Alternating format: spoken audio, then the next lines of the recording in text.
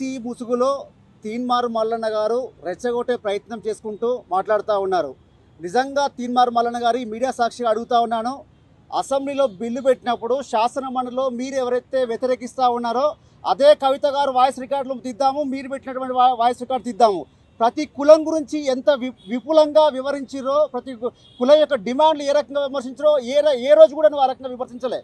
నువ్వు మహా అంటే తెలంగాణ పిల్లలకు 2-3 సంవత్సరాల నుంచి రాజకీయంగా తెలుసు కావచ్చు కాక, కానీ ఇదే జాగృతి పక్షాన, ఇదే యూపీఎఫ్ పక్షాన దాదాపు 20-30 సంవత్సరాల నుంచి కులాల గురించి, కులాల పోరాటాల గురించి ఉన్నటువంటి నాయకులను మీరు అవమానించుకుంటూ ఇక్కడ నాయి బ్రాహ్మణ బాలకృష్ణ కానివ్వండి, ఒడిర మారయ్య కానివ్వండి, కోళ్ళ శ్రీనివాస్ గారు కానివ్వండి, 2-3 దశాబ్దాలుగా వాళ్ళు ఎటువంటి పదవులు ఆచరించకుండా కేవలం కుల సంఘాల గురించి కొట్లాడుతున్న నాయకులను మీరు అవమానపరంగా మాట్లాడుతూ ఉన్నారు. తీన్మార్ మల్లన్న, మీరు కేవలం గతంలో ఏం మాట్లాడారంటే, నేను ఢిల్లీకి పోవడానికి నేను ఏ గాడిద వస్తే ఆ గాడిద ఎక్కేసుకొని పోతా అనుకుంటున్నారు, కానీ బీసీ అనేదాన్ని మీరు వాడుకుంటా ఉన్నారు.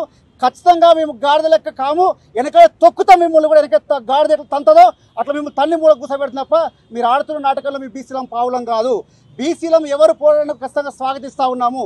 బీసీల తరఫున మాట్లాడంటే ఈ దేశంలో ఏ కులం కూడా ప్రతి రాష్ట్రంలో ఓసీలుగా లేరు. ఈ కులం ఈ రాష్ట్రంలో ఓసీలుగా ఉండొచ్చు కాక పక్క రాష్ట్రంలో బీసీలుగా ఉంటారు. మీరు ప్రాతినిధ్యం వహిస్తున్నటువంటి కులం కూడా పక్క రాష్ట్రంలో ఓసీ, ఇక్కడ బీసీ. అంటే మాట్లాడొద్దు అన్నటువంటి వారు, మీరు రాహుల్ గాంధీ గొప్పగా పోగొడుతున్నటువంటి మీరు అదే రాహుల్ గాంధీ గారు మాట్లాడుతున్నప్పుడేమో దాన్ని గొప్పగా చూపిస్తారు. రేవంత్ రెడ్డి గారికి మీరే అదే క్యూన్యూస్లో ధన్యవాదాలు చెప్పారు. మేము ధన్యవాదాలు చెప్పి కలర్లు పూసుకుంటే తప్పైనప్పుడు మీరు క్యూన్యూస్లో వారికి ధన్యవాదాలు చెప్పేది అది ఎందుకు తప్పు కాదు? అంటే రేవంత్ రెడ్డి గారు ధన్యవాదాలు మీరు చెప్తున్న కరెక్ట్ అవుతుంది, మీరు చేస్తున్న సంసారం అవుతుంది, మేము చేస్తున్న వ్యభిచారం ఎట్లయితుంది? తీన్మార్ మల్లన్న గారు అంటే కేవలం బీసీలో నేనే మాట్లాడాలి, ఆ క్రెడిట్ నాకే రావాలంటే కాదు. మా తరఫున 70 కుల సంఘాలు, నీకు ఓనమాలు తెలియనప్పటి నుంచి పనిచేసేటువంటి కుల సంఘాలందరూ మా వంతుగా మా తరఫున ఉన్నారు, మా తరఫున మాట్లాడుతూ ఉన్నారు. రాబోయే రోజుల్లో కులాల తరఫున మాట్లాడాల్సింది ఏమైనా ఉందంటే అది ఖచ్చితంగా మా నాయకులు మాట్లాడతారు, మా యూపీ మాట్లాడతారు. అది మాకే దక్కుతుంది తప్ప నీలాంటి చిల్లరమూల గారికి దక్కదు. ఏదో నువ్వు కీ న్యూస్ నుంచి ఇష్టం మాట్లాడితే మాత్రం ఖబర్దారని హెచ్చరిస్తా ఉన్నాం. ఈరోజు తీన్మార్ మల్లన్న ఆఫీస్కు వెళ్ళి జాగృతి కార్యకర్తలు నిరసన తెలుపుతుంటే వారి పైన తుపాకులతోని ఫైరింగ్ చేసుకుంటా బెదిరిస్తున్నారు. అయ్యా తీన్మార్ మల్లన్న, మీరు ప్రజాప్రతినిధా లేకపోతే ఒక గుండా రాజువా? నువ్వు ఇన్ని రోజులు మీ క్యూ న్యూస్ ఆఫీసుల సెటిల్మెంట్లు, భూదందాలు అన్ని కూడా చేసినా కూడా క్షమించినాం, కానీ ఈరోజు ఒక బీసీల పట్ల మాట్లాడుతున్న కవితమ్మ గారి మీద మీరు అనుచిత వ్యాఖ్యలు చేస్తున్నారు. మీరు ఈ వ్యాఖ్యలను వెంటనే వెనక్కి తీసుకొని క్షమాపణ చెప్పకపోతే ఈ బీసీ సమాజం ఊరుకోదు, ఈ మహిళా లోకం ఊరుకోదు. నువ్వు క్షమాపణలు చెప్పే వరకు కూడా మీరు ఎక్కడ ఉన్నా మీ ప్రోగ్రాం ఉన్నా అడ్డుకొని తీరుతామని చెప్పేసి ఈ రోజు ఈ మీడియా ముఖంగా చెప్తున్నాం. ఎందుకంటే ఖబర్దార్ ఖబర్దార్ ఖబర్దార్ ఖబర్దార్ ఖబర్దార్ ఖబర్దార్ ఖబర్దార్ ఖబర్దార్ బీసీల యొక్క జీవన్ మరణ సమస్య అయినటువంటి రాజ్యాంగబద్ధమైనటువంటి హక్కును సాధించే క్రమంలో భారత జాగృతి అధ్యక్షురాలు శ్రీమతి కల్వకుంట్ల కవితక్క గారు గత 15 నెలలుగా తెలంగాణ రాష్ట్రంలో ఉన్నటువంటి 10 జిల్లాలలో బీసీలకు సంబంధించినటువంటి రాజ్యాంగబద్ధమైన హక్కు ఏదైతే కాంగ్రెస్ పార్టీ ప్రకటించిందో ఆ 42% రిజర్వేషన్ సాధిస్తే కేవలం కాంగ్రెస్ పార్టీ రాజకీయంగా మాత్రమే ఇవ్వాలనేటువంటి కుట్ర పనితే ఈ తెలంగాణ రాష్ట్రంలో ఉన్నటువంటి ఏ ఒక్కరు కూడా విద్యా ఉద్యోగాలలో కూడా ఈ రాజ్యాంగబద్ధమైనటువంటి 47% హక్కు రావాలని ప్రశ్నించినటువంటి ఏకైక వ్యక్తి ఇవాళ ఎమ్మెల్సీ కవితక్క గారు. ఇవాళ గౌరవనీయులైనటువంటి ఎమ్మెల్సీ పదవిలో ఉన్నటువంటి తీన్మార్ మల్లన్న, నీదది మూతియా లేకపోతే మూసీ నది అని ప్రశ్నిస్తూ ఉన్నాం.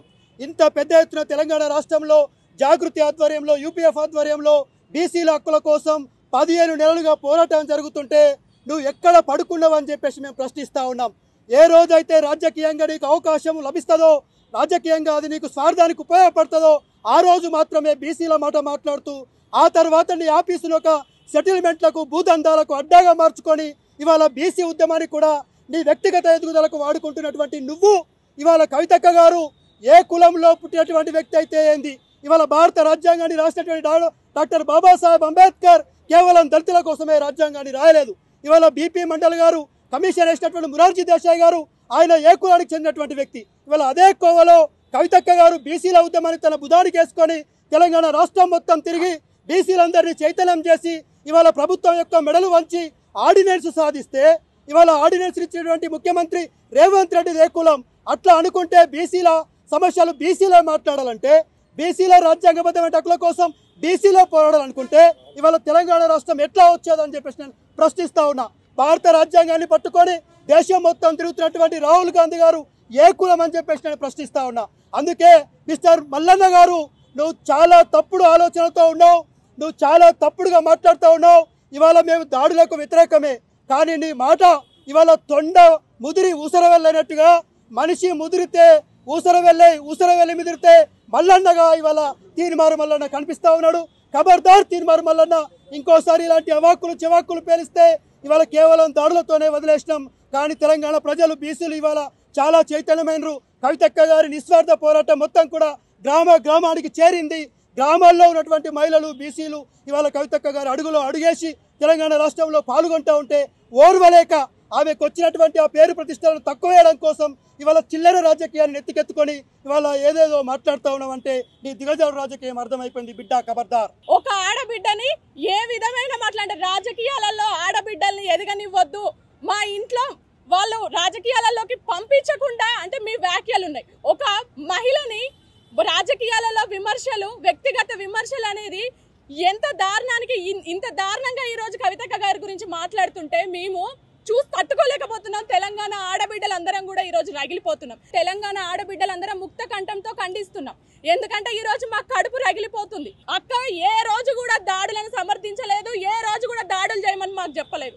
కానీ ఈ రోజు ఒక తెలంగాణ ఆడబిడ్డ ఆ రోజు బతుకమ్మ ఎత్తుకొని పోరాటం చేసిన తెలంగాణ ఆడబిడ్డ గురించి ఈ రోజు నువ్వు మాట్లాడిన మాటలు తెలంగాణ లోకాన్ని మొత్తం ఈరోజు కంట తడి పెట్టే విధంగా ఉన్నాయి. ఎందుకంటే నువ్వు నిజంగా నువ్వు బీసీల క్షేమం కోరుకునేవాడివైతే బీసీల కోసం గత 2 సంవత్సరాలుగా పోరాటం చేసిన కవితక్క గారి పోరాటాన్ని ఈ రోజు అక్క మీకు కంగ్రాట్స్, అభినందనలు అని చెప్పి నువ్వు స్వాగతిస్తున్నావు అని చెప్పి థ్యాంక్స్ చెప్పాల్సిన వాడివి.